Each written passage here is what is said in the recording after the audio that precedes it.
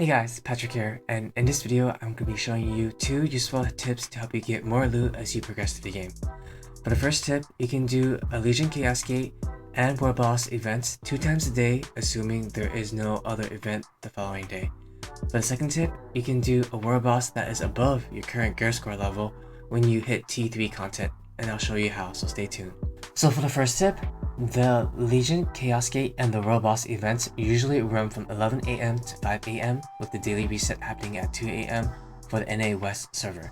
Meaning that if you were to do the event between 11 AM and 1 AM, you're able to squeeze in one additional run between 2 AM and 5 AM. Do check your server to see if that is different. This only works if the next day there is no event, which you can check in your calendar or through your compass. So the compass on the top left will typically show to 12 hours ahead, so around 11 PM you're able to see what the future events are. You can also click end or click on the calendar icon on the top left of your screen. That will show you all of the events for the following day and for future dates as well. If you're familiar with what Legion Chaos Gates are, feel free to skip ahead to the next tip, otherwise I'm going to be going over what they are in very brief details. So essentially, Legion Chaos Gates is an event that you can participate in once a day. It occurs every hour in very specific areas of the map, and what you do in the instance is that you're paired up with 30 individuals to defeat several different bosses within that instance. These bosses drop these things called Rift Pieces, which you can exchange with the Rift Piece Exchange merchant in every major city.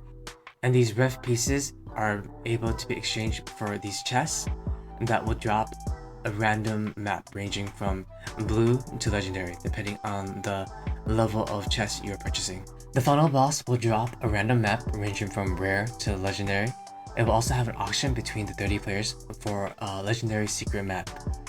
And the winner will obtain the map, while the rest of the participants will get a chunk of the gold as a compensation. And the tier of the map will be dependent on the eye level of the dungeon that you are participating in. Every tier will have different holding components for that secret map. I'll put a list of all the holding materials separated by the different tiers in the description below, so you guys can consider whether or not you guys want to make a bid for the map. One side tip is that always do the highest level Legion Chaos Gate you can, because they do give you more Rift Pieces to exchange. So after the auctions ended, typically what happens is that people try to find party members to do the secret maps with. Etiquette is to share the maps amongst all 4 party members, and once confirmed that all 4 party members have shared the secret maps, and then each individual would take turns completing their secret map.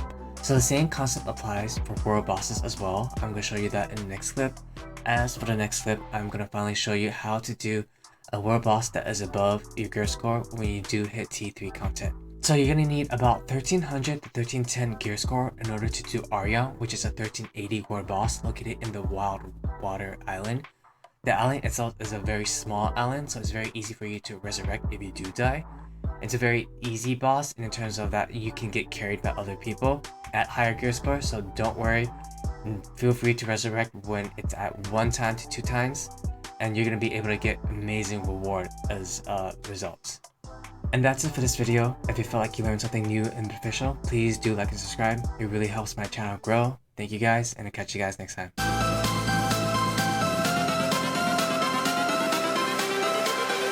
Everything changes.